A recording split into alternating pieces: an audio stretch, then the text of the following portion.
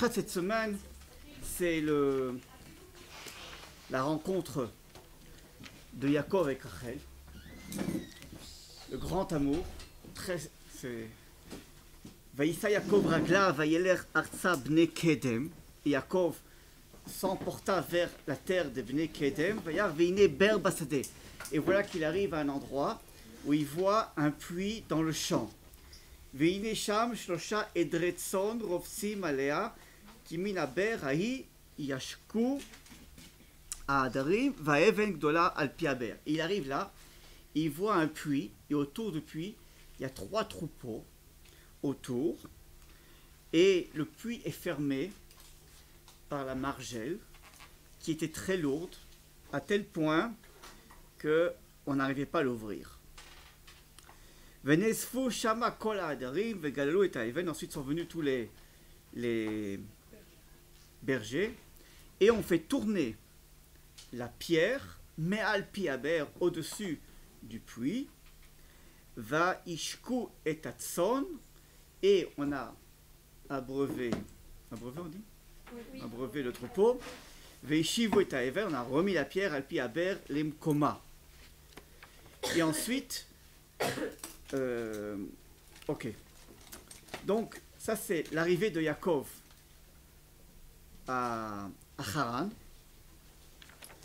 Et ensuite, nous avons la rencontre avec les habitants. Vayomer lehem Yaakov. Et voilà que Yaakov il arrive là-bas à Haran et il dit Achai mein atem. Il leur dit mes frères, d'où êtes-vous? Chose un peu bizarre, non? Non? Vous arrivez à un endroit, hein, vous êtes en voiture, hein, vous voyez une affiche, je sais pas moi, Paris. Vous rentrez dans Paris, vous voyez des Parisiens, et vous leur dites, mes frères, d'où êtes-vous? Ça paraît un peu bizarre? Ouais. Qui aurait dû dire qui à quoi? C'est les Parisiens qui auraient dû dire... Voilà. Les bergers, ils ont dû dire à la table. Nous, on sait d'où on vient, on est d'ici. D'où toi tu viens? On peut savoir s'ils sont mes frères. Mes frères? Bon, aujourd'hui en hébreu on dit Aché. Oui, pour un oui. Enfin, oui, on dit allez mon frère. Mais à l'époque, c'est un peu bizarre. En France aussi? Plutôt mon frère. Pas mon frère, on dit frère. Frère, ça va, frère? Et sœur pour une fille? Non, mais son frère. Ça se dit moins. Vayomer lehem ayadatem et lavam. Est-ce que vous connaissez et lavan? Ben Nechor vayomro yadanu. Dit oui, on le connaît. Vayomer lehem ashalom lo vamro shalom. Oui, est-ce qu'il va bien? Oui, il va bien. Veine Rachel bito. Et voilà justement sa fille Rachel. Ba imatson. Elle arrive justement, elle aussi, avec son troupeau. Vayomer hen od yom gadol lo het asef et amkne ashku atson ulechu reo. Omer, ce n'est pas l'heure de revenir, retourner, abreuver le troupeau. C'est vraiment un chutzpah. Il vient à peine d'arriver. Il fait déjà la morale aux gens qui sont là-bas.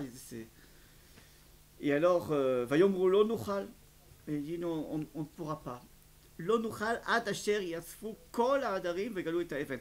On ne peut pas abreuver le troupeau tant que tout le monde n'est pas, tous les bergers sont pas là pour faire tourner la pierre. À ce moment-là, on pourra faire abreuver le troupeau. Odenu medaber, il était encore en train de parler avec eux. Vers Rachel ba. Et voilà que Rachel arrive. Imatson avec son troupeau. Asher lavia kiroai, parce qu'elle était elle aussi bergère. Et puis la suite vous la connaissez. Vaï kasher ra Yaakov et Rachel, et lorsque Yaakov a vu Rachel, bat Lavan, achi imo, la fille de Lavan, frère de sa mère, vetatson Lavan achi imo, vaïgash Yaakov, Yaakov arrive devant le puits, vayagel et ha'even, et lui tout seul, il fait tourner la pierre, la margelle du puits, mal pi aber, vaïshak et tatson Lavan achi imo. Et il a fait abreuver tout le puits. Vaïshak Yaakov le Rachel, et Yaakov embrassa Rachel. Vaïssa et Kolo, Vaïefk. Il a levé la voix, il a pleuré. Quelle belle histoire d'amour. Voilà, presque. Ils se marieraient pas tout de suite en tout cas, et beaucoup d'enfants, pas exactement. Beaucoup de complications, il n'y a pas d'enfants, elle est à Kara Bichlal. Bon, ça c'est l'histoire, il y a plein de questions cette paracha, plein de questions, c'est très bizarre, comme beaucoup de choses bizarres. Ma pitonne qu'il embrasse une fille, Yaakov en plus, c'est ça. Et puis c'est quoi cette histoire qui demande d'où venez-vous et... Bon, bref, c'est rempli de questions. Alors, introduction. Je vais vous apprendre aujourd'hui des termes de Kabbale. Nous allons faire des Kabbales. Nous allons être des kabbalistes. Attention, accrochez vos ceintures. Nous rentrons dans le monde de la Kabbale. Donc, ça reste entre nous, personne ne nous écoute. C'est filmé. On est filmé. C'est comme dans les programmes de radio, des programmes de psychologues à la radio, qui... Alors, il y a une femme qui dit, mais je ne sais pas si j'ose avoir... Ah, parlez, c'est entre nous. Toute la France, elle écoute. Donc, alors, ouais, merci. Ok. Alors, le premier terme qu'on va étudier aujourd'hui s'appelle Igoulim. Igoulim. Igoulim, c'est ce que ça veut dire? Igoulim. Le rond. Très bien. Bon. Alors, Igoulim. Tof. Alors, des ronds. Alors, vous savez que c'est un terme de Kabbale qu'on va expliquer quelques instants. Le deuxième terme qu'on va étudier, c'est Yosher, qui veut dire ligne droite, dans lequel on va arriver dans quelques instants. Bon. Tov.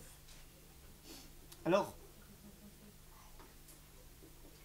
Igoulim, c'est une certaine présentation de la vie.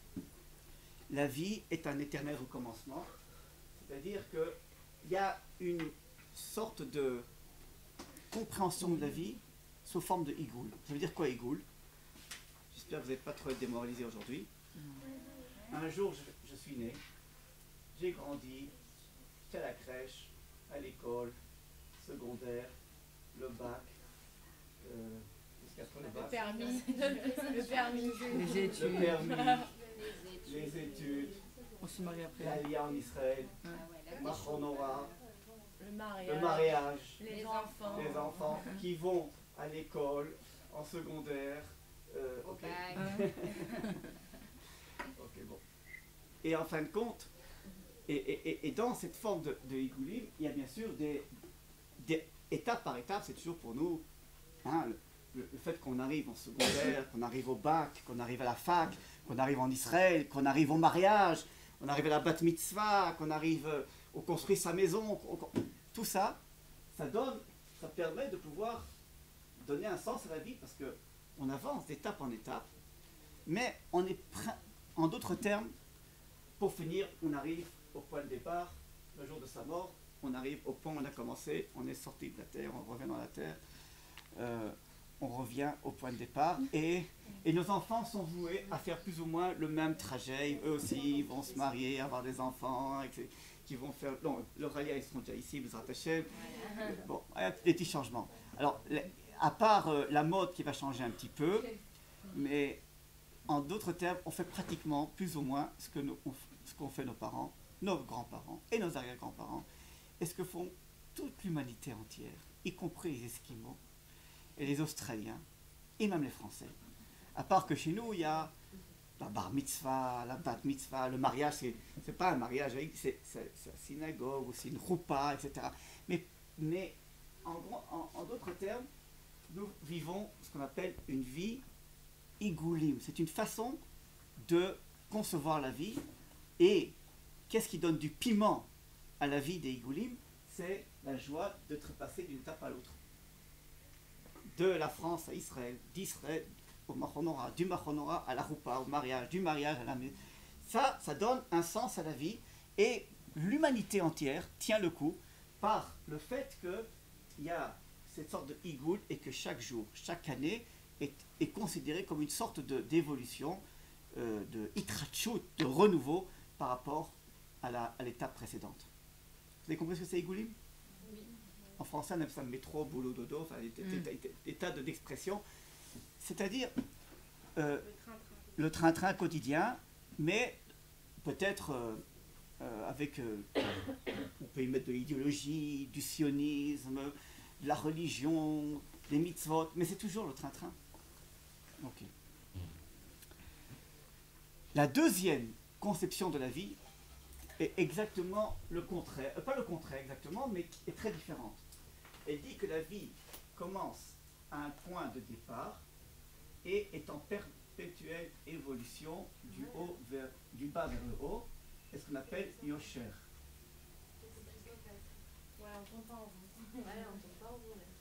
Oui, c'est-à-dire que tu conçois, que tu ne tournes pas en rond exactement, que chaque étape bon, là aussi c'est plus ou moins la même chose, et c'est aussi des étapes. La naissance, la bat mitzvah, etc. Mais la différence qu'il y a entre la première conception et la seconde, c'est que dans la première, tu as l'impression d'être dans un éternel recommencement, alors que dans la seconde, tu comprends que tout ce que tu es en train de faire est dans une trajectoire d'un certain idéal, où on va atteindre un certain but.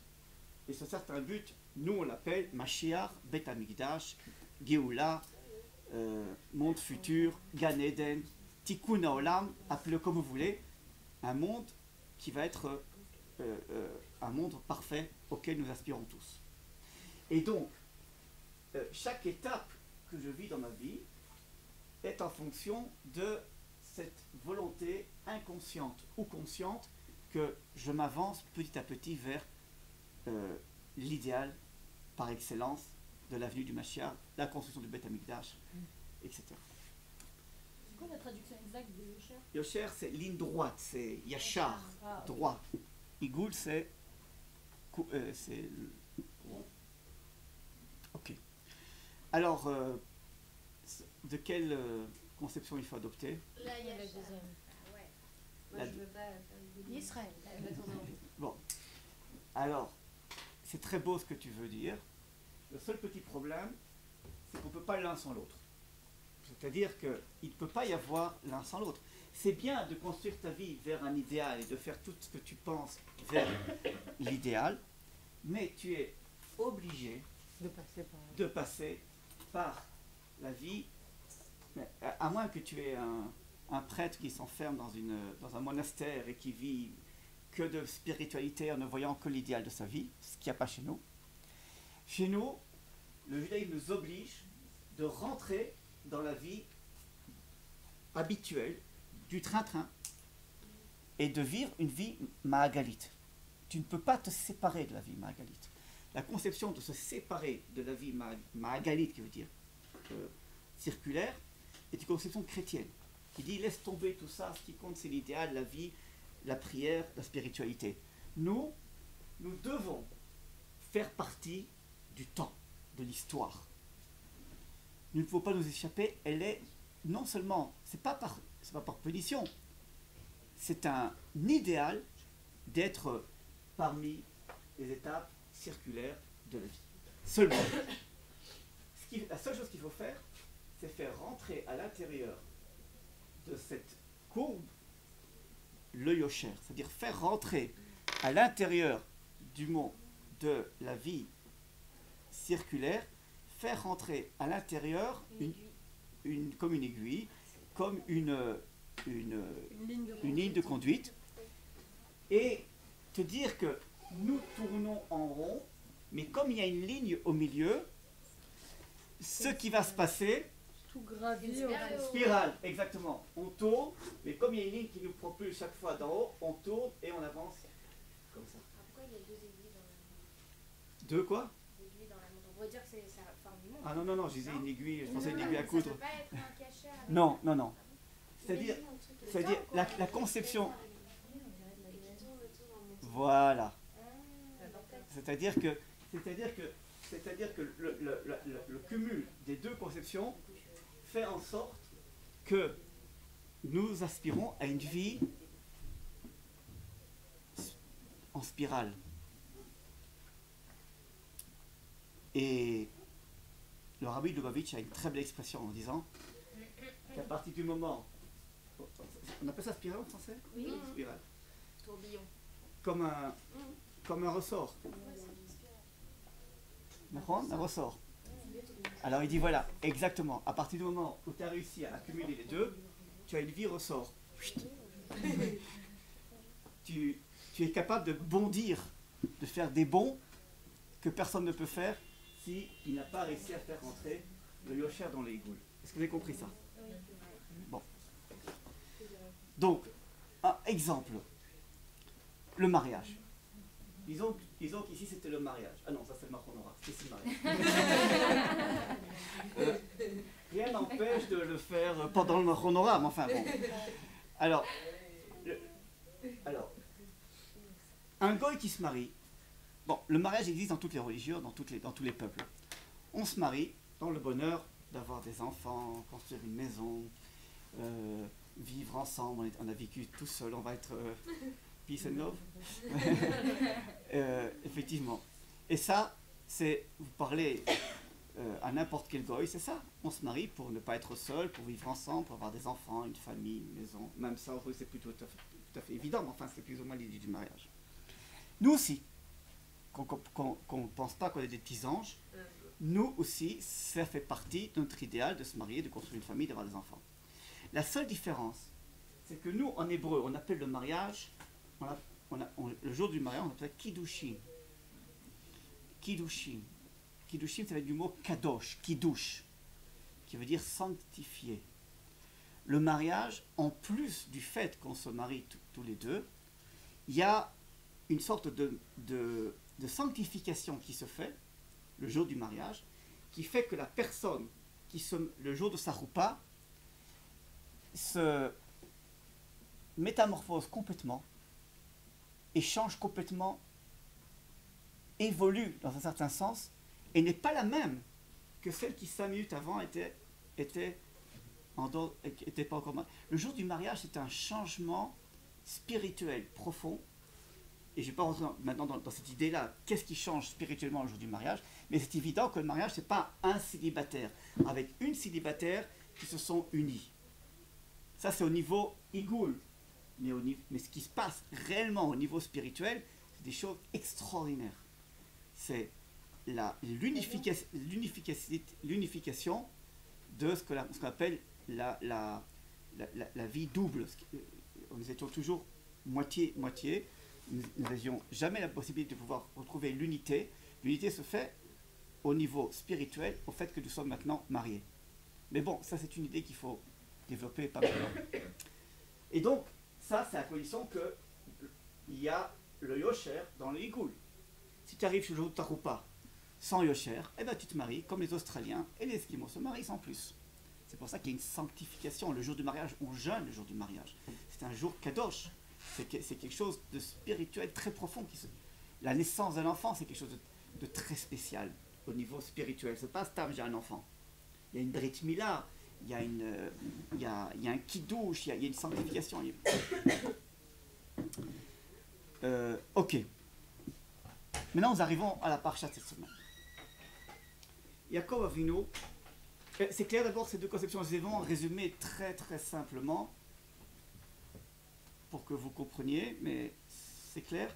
Oui. Bon. Entre parenthèses, vous savez que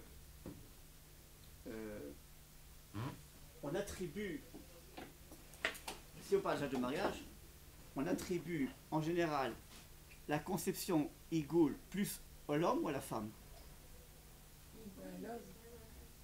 À l'homme. L'homme, ouais. Et la femme. Et la femme plus le côté spirituel. C'est vrai. L'homme, il est tout dans un couple, l'homme est beaucoup plus axé sur le déroulement de la vie, où on va habiter, qui va payer la maison, le loyer, etc. Donc le goût, c'est le matériel et le yosher, c'est le spirituel. C'est un peu trop simplifié. Hein. Les deux sont spirituels. Mais l'homme, c'est vrai qu'il est plus en fonction il est plus axé sur le higoul. C'est-à-dire, il est plus versé vers le déroulement de la vie dans son côté matériel, dans sa côté étape, alors que la femme est plus, on voit ça le jour du mariage, hein, Le garçon est toujours sur la roupa, il regarde un petit peu qui est arrivé, qu'est-ce qui se passe, est-ce que le rabbin est là, est-ce que les parents sont là. Puis la fille, elle est là, elle dit, j'ai même pas fait attention que j'étais à mon mariage, j'ai pas vu vraiment, ah t'étais là, oui j'ai même pas fait attention.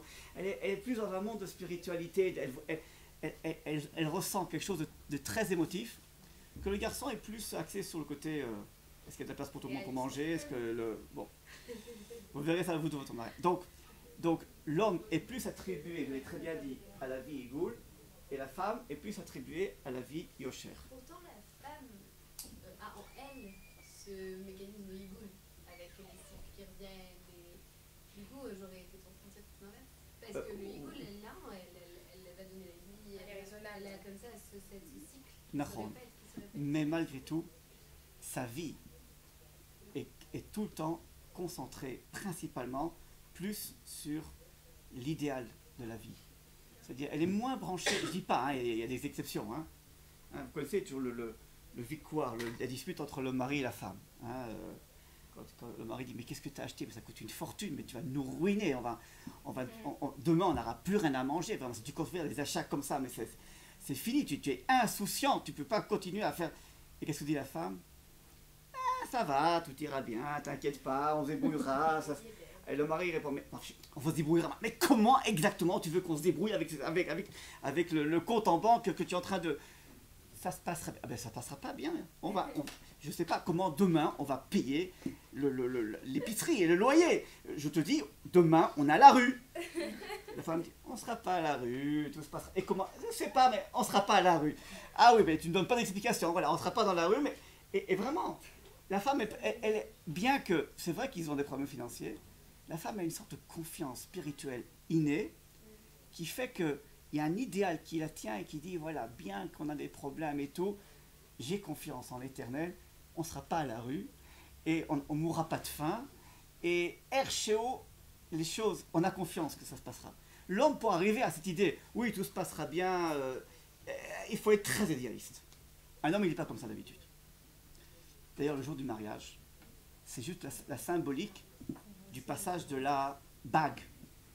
Vous savez que ce qui définit les kiddushim, c'est lorsque le khatan il prend la bague, il dit Are at mekudesh et li betabat zot kedat Moshe veIsraël.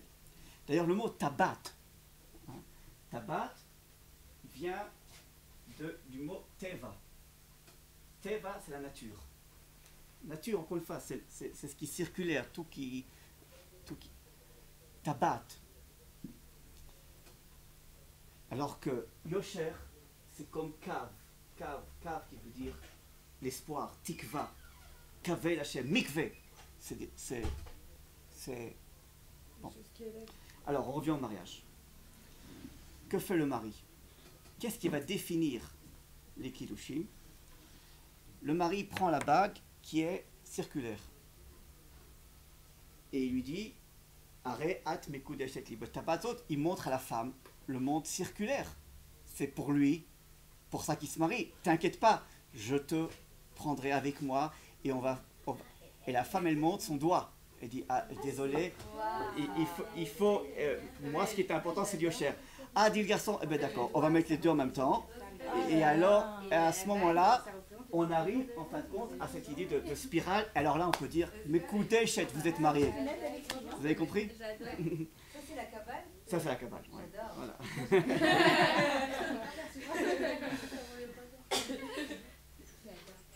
Tov.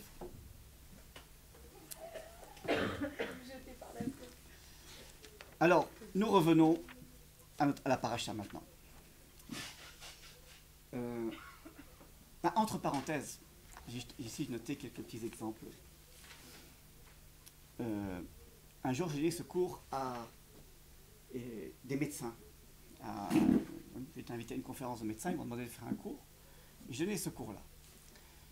Et à la fin du cours, il y a un médecin qui vient me voir et il me dit, vous savez, votre cours, c'était formidable, bon, ça en laisse tomber. Mais il me dit, vous savez, tout ce que vous avez dit, mais c'est la médecine, c'est la biologie, etc. Et tout. Vous savez, tout le corps humain, c'est Igoul et Yosher. Je dis, ah oui. Alors, il m'a donné des exemples, je les ai notés. Jusqu'à aujourd'hui, j'avais noté au moment, c'était hyper intéressant. Il m'a donné au moins une cinquantaine d'exemples, j'en ai noté quelques-uns. Il me dit, par exemple, il dit, voilà, les os. Les os, le squelette humain.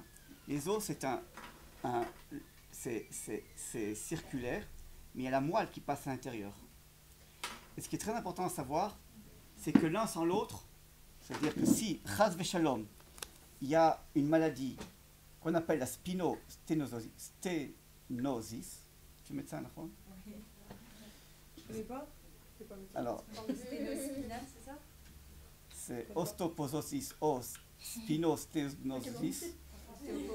C'est lorsque la moelle ne circule plus à l'intérieur de l'os et ça provoque le chitouk, la paralysie. C'est un autre mot, dis-le-moi. Enfin, moi, peut-être que j'ai mal noté, en tout cas. Il m'a dit que. Alors, il m'a dit, voilà, il m'a dit. Bon, en vérité, j'ai noté en hébreu. J'ai noté en français.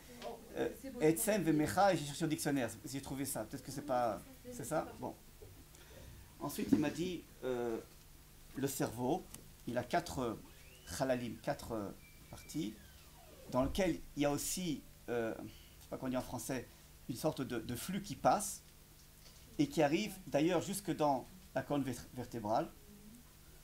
Et que si ras v'shalom, ce flux n'arrive plus à passer dans la colonne vertébrale, qui est circulaire, et donc le flux passe droit, et que si l'un n'arrive plus à passer dans l'autre, c'est de nouveau une paralysie. Après, il m'a dit le cœur. Le cœur également, si le sang n'arrive plus à traverser les veines, c'est une attaque du cœur. C'est-à-dire que si comment on appelle ça, les veines, Les artères. les artères, si les artères se renferment, sont bouchées, hein, par des tas de choses qui créent aujourd'hui, et que le sang n'arrive plus à passer droit dans les artères circulaires, c'est une attaque de cœur. Et ensuite, plein de choses. Il m'a dit le sang, le poumon, il m'a dit il y a une maladie. En 2-2, t'es devenu médecin en fait. Non, il m'a dit même les cheveux. Il dit vous savez pourquoi est-ce qu'on perd les cheveux? C'est parce que le cheveu qui est circulaire, n'est-ce pas? Lorsque il y a le flux qui puisse plus à l'intérieur, alors les cheveux tombent. Les cheveux lorsqu'il n'y a plus de passage de la sève. Ouais, il m'a donné une 5 ans. Il m'a dit on peut passer aux os, les cheveux, le cœur, le sang, les vôtres, mais tout le corps, c'est en fin de compte le dynamisme qu'il y a entre circulaire et droit. Et si l'un n'est pas avec l'autre, c'est des maladies, c'est la mort, c'est l'attaque de cœur, c'est dans les poumons, bref, tout est une fonction de circulaire et ce que vous avez compris. Bon, et en fin de compte, c'est ce qu'on dit dans la bracha d'Asher Yatzarken. Quand on fait les tiatadayim, s'il y en a un qui va se boucher ou un qui va s'obscurcir, eh bien, nous ne pouvons même pas vivre, même pas une heure, parce que tout ça est une fonction. Mais spirituellement, ça veut dire quoi? Ça veut dire qu'un couple, l'amour d'un couple, se mesure dans le nisayon, l'expérience, le travail que doit faire l'un par rapport à l'autre, que l'autre puisse le traverser. On pense souvent que l'amour, c'est s'en prendre sur quelqu'un. Vous savez, comme les gens qui disent je t'aime mon amour, je t'adore, puis l'autre dit ah oui, tu peux me laisser 2 minutes, je t'adore, je peux plus respirer. Beaucoup d'hommes aiment leur femme à un tel point que la femme ne peut plus respirer. C'est-à-dire un amour extravagant, c'est que souvent, c'est un grand problème chez les hommes. Ils aiment tellement leur femme qu'ils étouffent. Ne va pas travailler, je vais travailler à je veux que tu restes à la maison, je ne veux pas te voir travailler, c'est moi qui vais travailler, toi tu vas rester, non, ne va pas faire des courses, c'est moi qui vais faire des... Non, ne réponds pas, c'est moi qui réponds au téléphone, mais je t'aime, mon amour, surtout, ne touche pas à rien, reste au lit, mais tu comprends pas que je t'aime, mon amour, c'est les parents avec leurs enfants aussi, même chose, et les enfants ils n'en peuvent plus, ils explosent. C'est un manque il y a des moments où le vrai examen, le vrai, j'arrive pas à parler en français aujourd'hui, le véritable amour, c'est que tu es capable de respecter l'indépendance de l'autre. Ça, c'est le vrai amour. Bien que ça t'oblige de faire des concessions par rapport, peut-être, à toi par rapport à l'autre. Il faut que laisser passer le yosher dans le higoul. Et il faut que le yosher zorem, c'est-à-dire circule librement. Et même si tu l'embrasses, il faut qu'il puisse rester lui-même. Et les grands problèmes, c'est souvent ça. Un étouffe l'autre. Un se maîtrise l'autre, s'en prend de l'autre. Parfois avec des bonnes intentions, parfois des mauvaises intentions.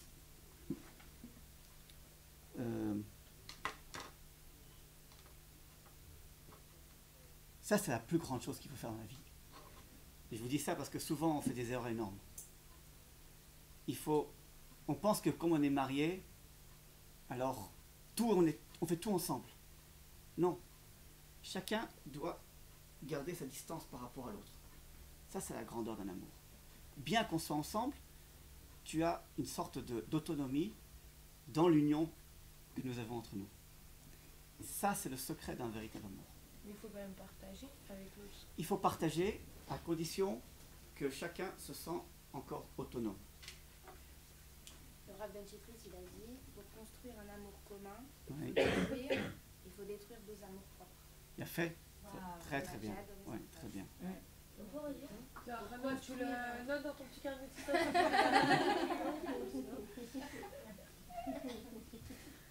construire un amour commun, il faut détruire deux amours propres. Mais ça, c'est quand l'homme il est égoïste, en fait. Ouais. C'est tout l'inverse. Ouais. Faut pas totalement détruire. Tout est basé sur cette idée de Igoul et Yosher. D'ailleurs, les Ashkenazim sur la roupa, la première chose que fait la fiancée lorsqu'elle monte de la roupa, le garçon il est droit et elle tourne autour. C'est la même idée. Je vais vers toi, donc je fais l'Igoul, ce qui est toi pour le garçon, et le garçon dit moi je suis comme toi, je fais le Yosher, et on essaye déjà dès le départ. Après ça, quand on danse, quand le Khatan et Kala sont au milieu et qu'on danse autour d'eux, c'est la même chose. On fait des igoulim autour d'eux et eux sont les Yosher. Et il y a plein de choses comme ça. C'est d'essayer de faire rentrer cette idée de Igoul et Yosher. Et ça, c'est le secret du bonheur et de la vie d'un mariage juif. Ok. J'avais dit que l'introduction serait un petit peu longue. Nous allons commencer maintenant le cours. Bon. Alors, comment ça rejoint la paracha? Alors, je disais, Vaïssa Yaakov Raglav Vayeler Artsa Bne Kedem. Voilà que Yaakov arrive, et qu'est-ce qu'il voit? Il voit où il arrive, il voit un puits. Ok? Alors, le puits, c'est circulaire. D'accord? Ok. Pourquoi? Parce qu'en dessous, on creuse un puits. C'est-à-dire que lorsqu'on puise de l'eau, on rentre dans le circulaire, on descend dans le puits et on puise de l'eau. C'est les escaliers, c'est pas avec le Ou avec un seau, ou avec peu importe. peu importe. Bon. En tout cas, Yaakov arrive devant un puits, et ce puits, il est bouché. Ok? Pourquoi il est bouché? Il y a une grosse pierre dessus. C'est on dirait le pont d'Angèle. Le? Angèle. Angel? Angèle. La boulangerie. Oui, Angel, oui. On dirait les grands. C'est ça que t'as dit? L'usine. On dirait l'usine. Ah, ok.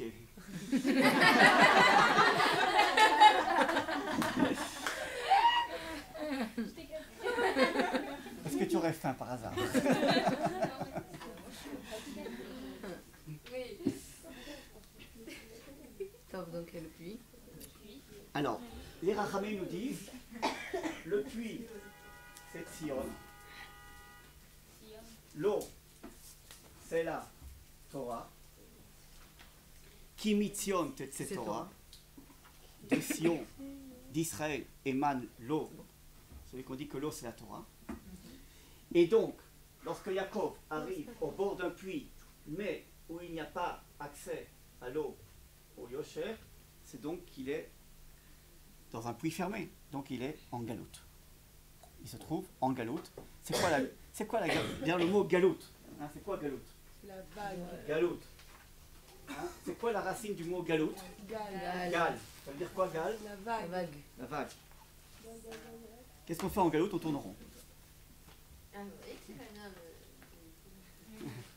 La galoute, c'est tourner en rond. C'est les hommes. Quand tu vois les juifs en galoute, qu'est-ce qu'ils font? Ils tournent en rond.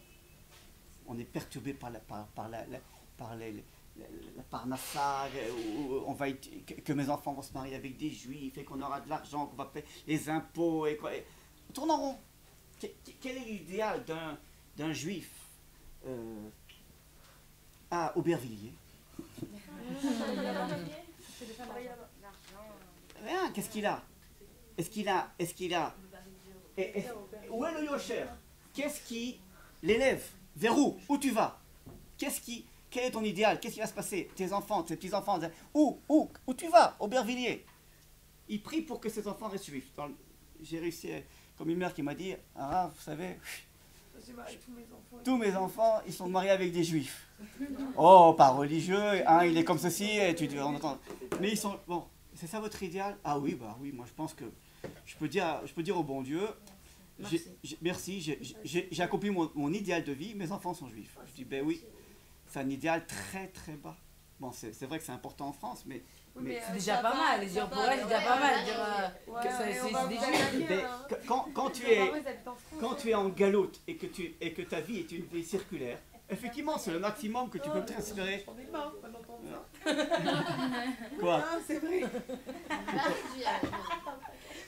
En dépression, là, Hier- tout de suite. Non, parce que c'est très dur en vrai d'entendre ça, parce que hier aussi j'ai eu un cours avec le Rav Eran Tamir. Voilà, quoi, il était très dur sur la galoute, mais on a grandi avec cet idéal, on a des parents qui vivent C'est dans pas lui cet qui est dur idéal. avec la Goussa Kadosh Baruch Hu. Oui, mais bon, il a été très, lui, il a été très, Ah, très, encore très très dur. Ok. très- Bon. On se pas remise. Donc, vous Non, avez c'est vrai, c'est dur. donc la Gola, Toujours d'entendre ça. la Gola ou la galoute, qui est l'idée de tourner en rond. De tourner en rond. D'ailleurs, lorsque Jacob arrive à Haran, il voit des bergers avec leurs troupeaux autour d'un puits qui est fermé. Qu'est-ce qu'on peut déjà faire autour d'un puits fermé? Oui, ça on verra par la suite, mais quand il est fermé, qu'est-ce que tu peux faire? Tu tournes en rond. On peut regarder l'extérieur, ouais. Voilà, on peut regarder l'extérieur. L'extérieur, tu vois que Igoul. Tu vois que C'est quoi le. tu vois que le côté Igoul. D'ailleurs, comment est-ce qu'on dit l'inverse de Gola? Non, c'est de l'eau là. Donc, Gola, c'est la galoute, et la rédemption, c'est la Géoula. C'est juste faire rentrer Le vague. un Aleph dans le mot Gola. Ah, c'est Hachem. Exactement. Hachem, c'est Yosher, c'est faire rentrer à l'intérieur de la Gola quelque chose. Bon. Nous revenons au cours. Non, donc il y a la Torah, c'est l'eau. Ouais. Alors, Sion, c'est le puits. voilà, mais comme l'image que nous avons maintenant de Yaakov qui arrive à Haran, il arrive au bourg d'un puits qui est fermé. Donc Sion est fermé, ça veut dire que nous sommes en dehors de Sion, nous sommes en galoute. Et alors arrive Yaakov. Arrive Yaakov, et la première chose qu'il leur dit, Vayomer lem Yaakov achai me'ain atem. Il leur dit, mais d'où venez-vous? Bon, tout le monde a bien compris que c'est une question qui n'a rien à voir, qui est incompréhensible. D'où venez-vous? Tu n'as pas vu ici, c'est écrit Haran. D'où toi tu viens? En vérité, il ne leur pose pas la question d'où venez-vous géographiquement. C'est pas que tu arrives à Paris et que tu dis d'où venez tous ces gens qui habitent ici, d'où ils viennent? Ils viennent de Paris. C'est pas ça qu'il demande. Qu'est-ce qu'il leur demande? Il leur dit, mais Aïn Atem, où en êtes-vous dans votre vie? Où en êtes-vous? Mais Aïn, Mef. Vous savez, lorsque Akadosh Baruch Hu pose la question à Adam après qu'il ait mangé le fruit, il lui dit Ayeka. En traduction en française, où es-tu? Mais comme si Akadosh Baruch Hu ne sait pas où il est. D'ailleurs, Adam se cache, pensant qu'effectivement il peut se cacher d'éternel. Et Akadosh Baruch Hu dit où tu es? Je te vois pas là, j'ai un petit problème de vision. Et alors les Rachamim disent très bien, c'est pas où es-tu, mais où en es-tu. Attendez, est-ce que vous pouvez me remettre dans l'histoire avec qui vous ça? Yaakov, Akadosh Borou dit à Adam, après avoir le péché, Non, ah, Yaakov, quand il voit les bergers, ah, j'ai oublié de vous dire que le Midrash nous dit que les bergers et les troupeaux qui sont autour du puits, c'est Israël. C'est le peuple d'Israël en galoute. Donc, et d'ailleurs, un troupeau se dit Tson en hébreu, et d'ailleurs, Akadosh Borou appelle le peuple juif Tson. Tson Marito, mon peuple, mon troupeau. Pas très bien dire en français, mais bon. Donc, il y a ici la galoute. La Torah, au cas où on n'y arrive pas parce que le puits est fermé. Si on est fermé, nous sommes en galoute, donc, et le peuple juif se trouve autour du puits.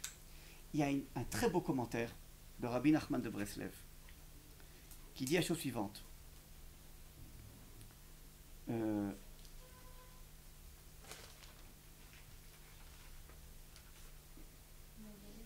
Quand Yaakov leur pose la question, il dit mais pourquoi est-ce que vous n'ouvrez pas le puits? Alors il leur répond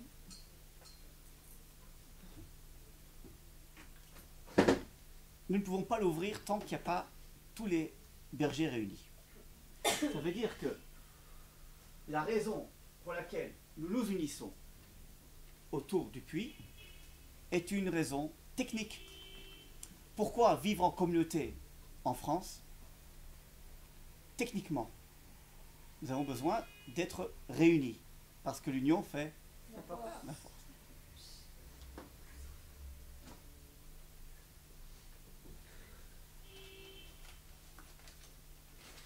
Donc, si vous voulez, c'est un intérêt commun qui fait qu'on se sent liés l'un à l'autre. Je mets mes enfants à l'école juive par intérêt qu'ils puissent se marier avec des juifs.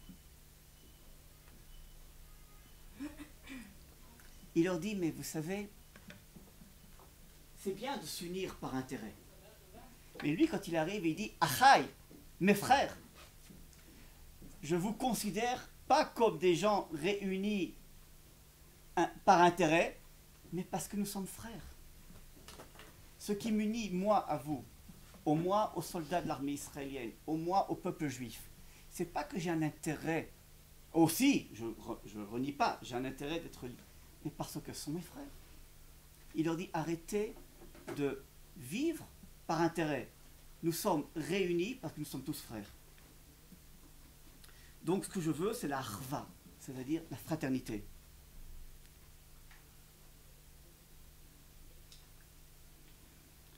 Ok, on continue dans l'histoire. Il arrive, il leur dit, Achaim Mainatem, d'où venez-vous? C'est-à-dire, pourquoi en êtes-vous là?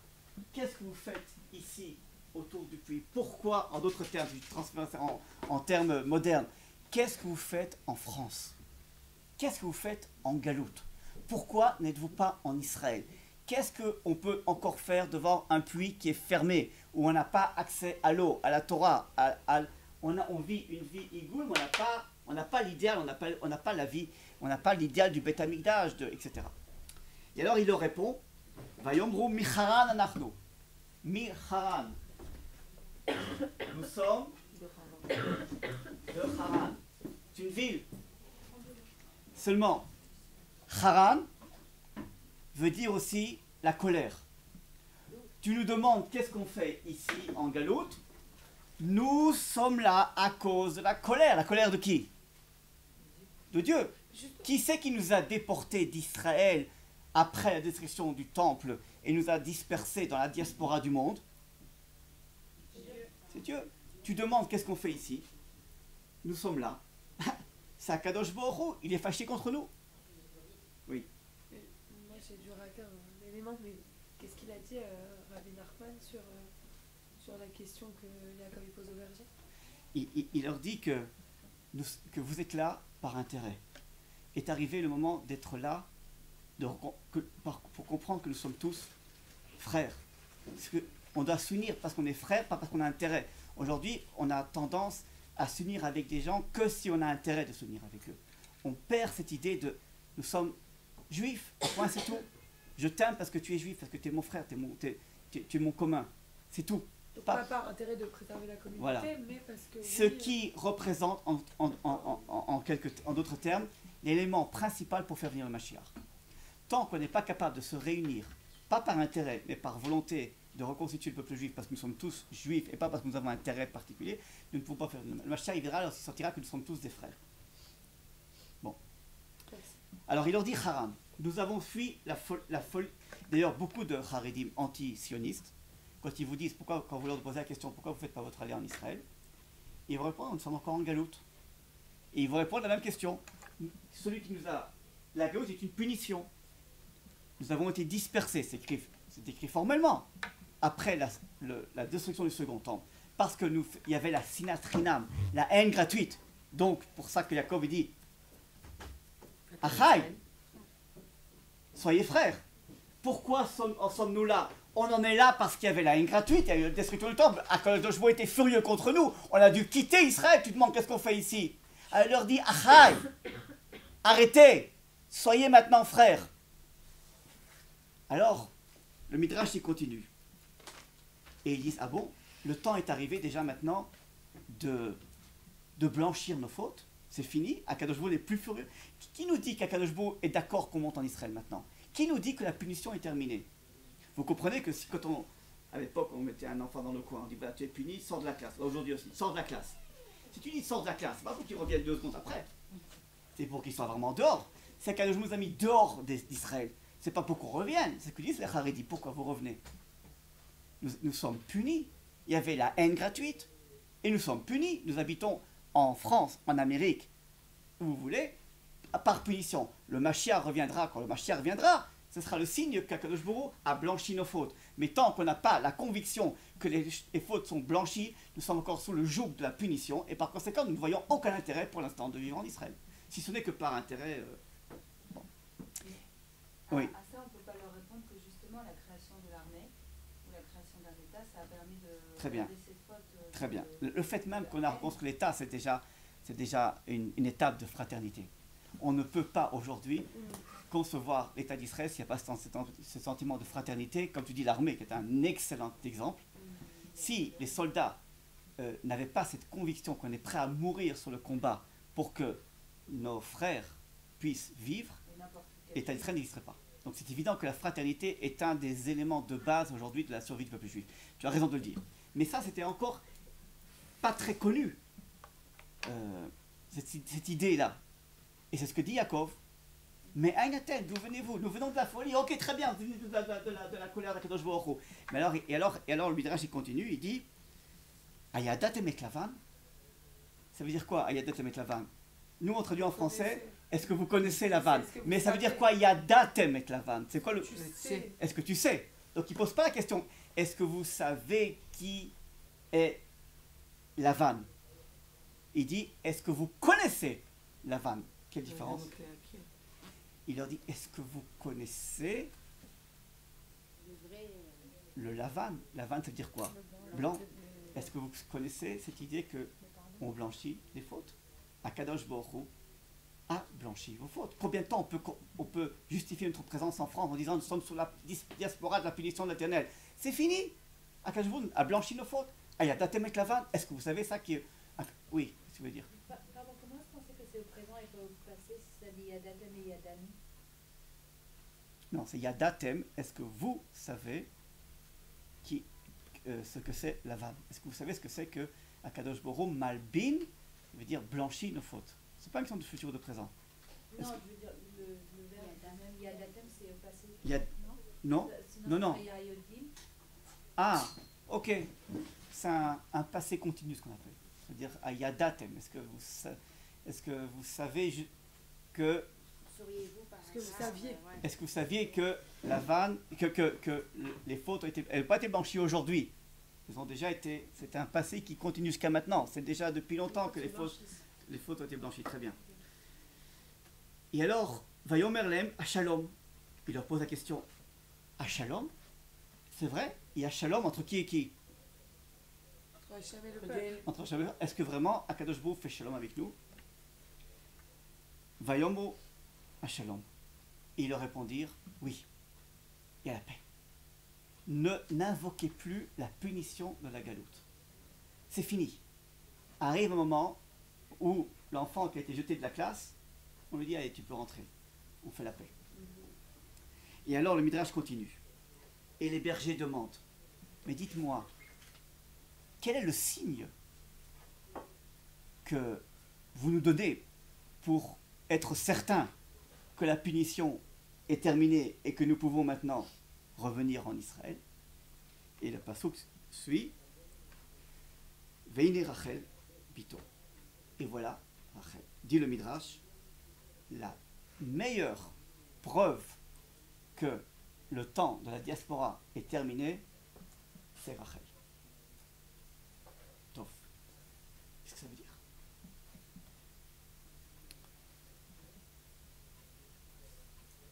Alors, pourquoi Rachel? Parce qu'elle attend en fait sur le chemin que les... Exactement. Vous connaissez tous ce très beau Midrash? Il faut le répéter ou tout le monde le connaît? Non, je ne connais pas. Bon. On l'a fait... Si, on l'a fait, on a eu Rachel quand on était à l'Okéba. Bah, c'est mieux de répéter. C'est mieux de répéter, j'étais pas là. Bon. J'étais pas là de pleurer parce que... Alors, Non, oui, c'est bon, c'est bon. bon, alors, Non, ça reste. en- Vous n'avez pas convaincu l'Israélien, ça va.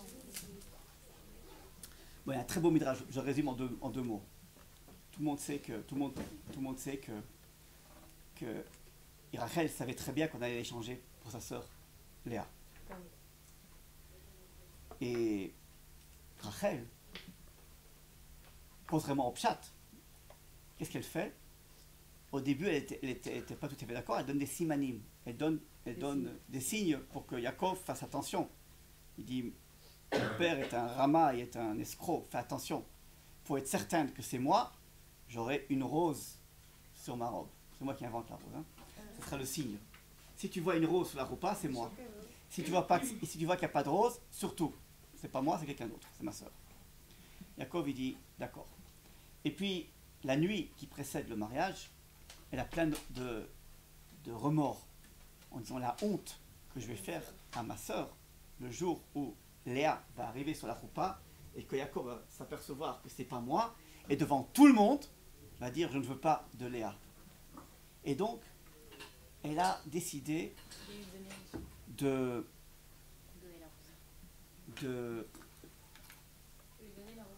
oui, mais on dit en français lévater. Elle a abandonné. Elle s'est abandonnée. C'est-à-dire l'amour-propre. Elle élimine son amour-propre. Ce qui est un exemple extraordinaire. Après 7 ans d'attente, elle va jusqu'à éliminer son amour-propre et décide de donner son signe à Léa. Et le Midrash continue que ça ne se termine pas là. C'était la nuit de noces. Vous connaissez l'histoire, non? Et Rachel se faufile en dessous du lit conjugal pour que Yaakov parle avec soi-disant Rachel, pour pas qu'il identifie la voix de Léa et lui fasse honte le soir. Lorsqu'il lui parle à elle, c'est Rachel qui répond en dessous du lit. Et alors l'histoire continue. Et alors, nous dit le Midrash, c'est la raison pour laquelle Rachel est enterrée sur la route. Pourquoi elle est enterrée sur la route? Parce que elle est là, c'est la route principale, on a vu ça la semaine dernière, c'est par là que tous les Juifs vont quitter Israël, puisque c'est la route principale qui coupe le Moyen-Orient. Quand tu dois quitter Israël, tu prends forcément cette route, et c'est là que Rachel voit tous ses enfants quitter la terre d'Israël après la destruction du temple. Et alors, on nous dit que Rachel, elle pleure, et Akadosh Baruch Hu lui répond. Et oui, alors il y a un deuxième midrash qui est magnifique, et elle ne se laisse pas consoler. Et alors, elle dit à Akadosh Baruch Hu cette phrase suivante: pourquoi as-tu fait disperser mon peuple? Parce que tu étais jaloux. Tu étais jaloux? Eh bien moi, qui ne suis pas Dieu, je suis une femme en chair et en os, Moi, personnellement, je n'ai pas été jalouse. Non seulement j'étais en dessous du lit de Léa, mais en plus, j'ai surmonté ma jalousie. J'ai même pas été jalouse de Léa. Et alors, toi, prends exemple sur moi. Surmonte ta jalousie, soi-disant. Hein. Et qu'est-ce que lui répond Akadosh Baruch Hu? Besrouter, grâce à ton mérite, Rachel, je ferai revenir le peuple juif en Israël. C'est ce qu'on lit d'ailleurs, le Shavu Banim les Goulam. D'ailleurs, je vais encore une petite histoire très émouvante, une véritable histoire. Et nous savons que nous sommes ici par le mérite de Rachel. Rachel, c'est celle qui a été capable de surmonter sa jalousie, de voir l'un par rapport, d'être une véritable sœur, être frère, et surmonter son amour-propre, comme tu disais, et se regarder dans les yeux l'un de l'autre par fraternité et laisser tomber tout le reste. Ça, c'est ce qui fait venir le peuple juif de retour en Israël, le Mashiach. Donc c'est Besrout, c'est par le mérite de Rachel que le peuple se réunit, se reconstruit. Alors la belle histoire que je vais vous raconter, avec le peu de temps qui me reste, On a le temps. c'est la guerre des 6 jours. Durant la guerre des 6 jours, vous savez que il y a eu la libération le 3e jour du Kotel de Jérusalem. On a planté le drapeau israélien sur le Kotel Amaravi. Motagour, chef d'état-major de l'armée israélienne, a crié dans le microphone de Ron Benishai, Ha'arabait beyadenu, le mont du temple est entre nos mains. C'était un jour très émouvant.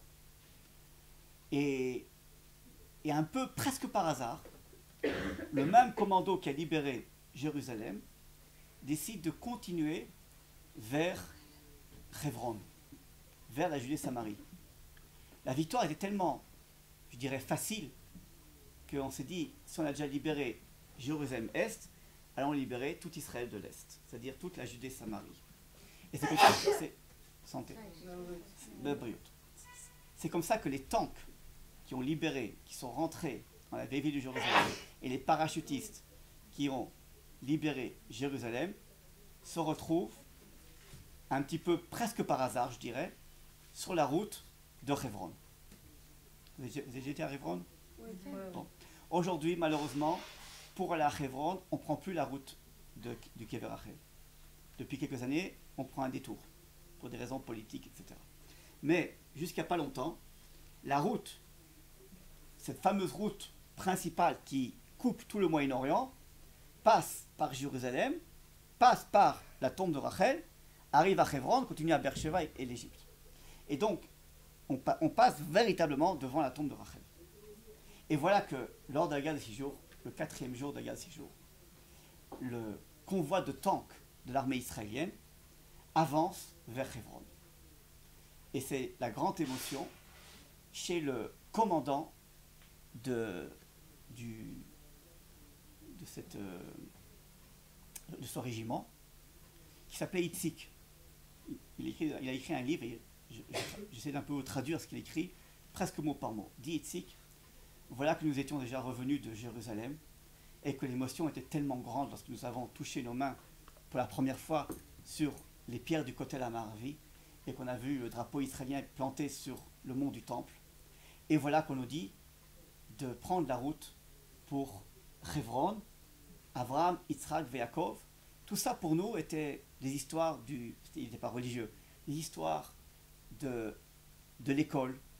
Je me souviens, on parlait d'Abraham au jardin d'enfants, à l'école primaire, on parlait du coup, l'histoire devient réalité. On va aller carrément là où il y a Abraham, Yitzhak, Yaakov. Et puis, j'avais appris à l'école, c'est comme ça qu'il écrit, que sur la route, il y a Rachel. Et jusqu'à aujourd'hui, je mettais un doute, est-ce que vraiment elle est enterrée sur la route? Bien que dans les livres, on voit toujours l'image de la coupole. Aujourd'hui, malheureusement, c'est entouré d'une grande muraille. Mais à l'époque, moi je me souviens très bien, il n'y a pas tellement longtemps, quand on prenait la route, on voyait la coupole, une petite maison, une coupole, et en dessous, il y avait la tombe de Rachel. D'ailleurs, c'est la seule coupole qu'il y a sur la route. Et il savait que le Ramban et le grand Chachamim étaient passés là-bas, mais est-ce qu'il est là toujours? Et alors, il était en premier lieu, il était en première position, il était avec ses jumelles, et il cherchait la tombe de Rachel. Et du coup, il la voit.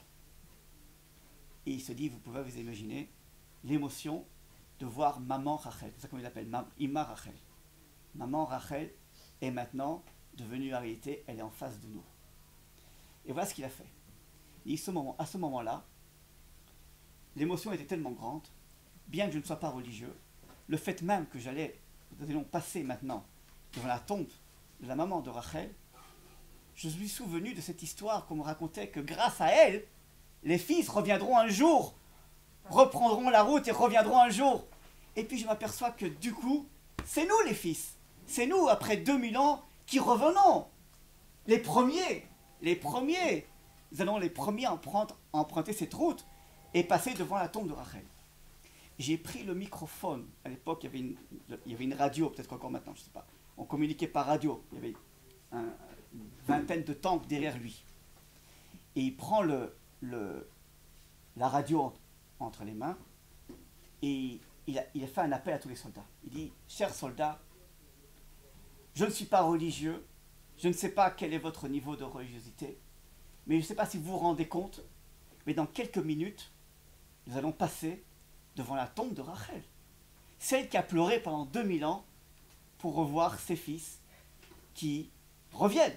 Elle les a vus dans un premier sens, nous sommes ceux qui revenons dans l'autre sens. Il leur dit, je vous demande à tous de mettre votre kasda, votre casque sur la tête lorsque vous allez passer devant la tombe de Rachel, en guise de kippa. Je demande de lever le canon en l'air. Nous allons tous passer devant la tombe de Rachel avec le canon en l'air. Et voilà que tous les tanks passent pour saluer Rachel, le canon en l'air, comme pour dire Shavu vanim legvulam. Nous sommes, merci Rachel, de toutes tes prières, de toutes tes pleurs, d'avoir surmonté ton amour propre, car maintenant nous sommes revenus sur la route d'Israël, la route de ça c'est Rachel Imenu. Ça c'est Rachel Imenu. Et donc, par le mérite de Rachel, ça c'est la preuve, pour ceux qui ont suivi tout le cours, que lorsque on n'a plus suivi ça, fait rien, c'est la preuve, vous voulez savoir, c'est comme ça que le Midrash se termine, qu'est-ce qui nous dit qu'un jour Akadosh Baruch Hu va blanchir nos fautes et qu'on pourra revenir et que nous pourrons enfin retrouver Eretz Israël? Eh bien voilà Rachel, c'est la preuve. S'il y a Rachel, c'est que il y a possibilité, il y a tikva, il y a espoir. Ah, tu t'appelles Rachel. Et d'ailleurs, lorsque Yaakov ouvre le puits, n'est-ce pas? Lorsque Yaakov ouvre le puits, qu'est-ce qu'il démontre? Que ce qui paraissait jusqu'à maintenant circulaire était vraiment Yosher. C'est-à-dire qu'il y a, et si on y va jusqu'au bout, on arrive à l'eau, à la Torah. Et c'est pour ça que je viens vous sortir maintenant de la galoute et je vous emmène en Israël, pour que vous puissiez retrouver la ligne de droite qui vous amènera à la Torah, qui mitzion tetse Torah. Parce que de Sion sortira la Torah. Bon, c'est quand même l'heure, donc on va s'arrêter ici. Mais c'est un petit peu... Ah, la bise de Yaakov et de... Non, on ne peut pas terminer sans ça. Mais surtout le pleur. Et les pleurs, voilà. Moi, ça m'intéresse. Ok. Il a vu son âme. Oui, mais bon, quand même. Ça veut dire déjà, il se Il a met fait la bise, et quoi. après il pleure. Le bisou. Ok. Mais il savait. Avant le mariage, il s'était vachement amiga. Bon, réponse. Comment est écrit? Ils sont embrassés. Vaïchak Yaakov. C'est vrai que le mot Yishak veut également dire Neshika, et que Neshika, c'est un bisou. Seulement, quelle est la racine véritable du mot Yishak? La hachik. La hachik, c'est... Ça, c'est la chic. Mettre un collé à l'autre. C'est vrai, quand on fait un bisou, c'est une sorte de... Mais c'est une hachaka, un bisou. C'est une sorte de se coller, de coller un contact qui nous met, qui fait de deux choses qui étaient séparées, rapprochées. Et donc, ce que disent les Chachamim, c'est pas qu'il a vraiment embrassé, c'est qu'il s'est mis, il a mis Rachel à son niveau. Pour que, il faut savoir que Yaakov, c'est lui qui va prendre Rachel de Rachan, qui va l'amener en Israël. Donc il l'élève à son niveau. Alors après on pose la question pourquoi est-ce qu'il a pleuré. Il s'est mis à un niveau parce qu'il a pris conscience des pleurs de Rachel. Kol berama, n'est-ce pas? Rachel mevaka al banea. Rachel, elle pleure, pas des pleurs de gagouin, de nostalgie du retour d'Israël. Lorsque Yaakov sent que grâce à lui, il va ramener Rachel en Israël, lui-même s'est mis à pleurer aussi. Il dit vraiment, c'est moi qui va être celui qui va mettre tes pleurs dans un monde futur, bien sûr, qui va te donner en fait la récompense de tes pleurs. C'est moi qui vais te faire revenir, qui va faire revenir le peuple d'Israël en Israël. Donc il s'est mis en fin de compte, il a utilisé les pleurs de Rachel et c'est ça qu'il a fait en fin de compte faire sortir d'Israël. Donc c'est Vaïchak, c'est juxtaposé, et Bacha, parce qu'il s'est lié aux pleurs de Rachel, et grâce aux pleurs de Rachel, il a pu faire cette... D'ailleurs, Yaakov, c'est Israël. D'accord, Yaakov, c'est Israël. D'ailleurs, Israël, entre parenthèses, pourquoi il s'appelait Israël? Yachar, El. Yachar. C'est pour ça qu'au début je pensais que c'était notre mission. Voilà, Yachar, El. Demande leur Dieu. Nous sommes Israël, nous sommes le peuple qui est amené à amener la ligne droite, la direction, la tikva, le cave, l'espoir dans le monde. C'est pour ça que nous sommes Israël. Et ça c'est la rencontre entre Rachel et Yaakov. Bon. Merci. Batzlacha rabba.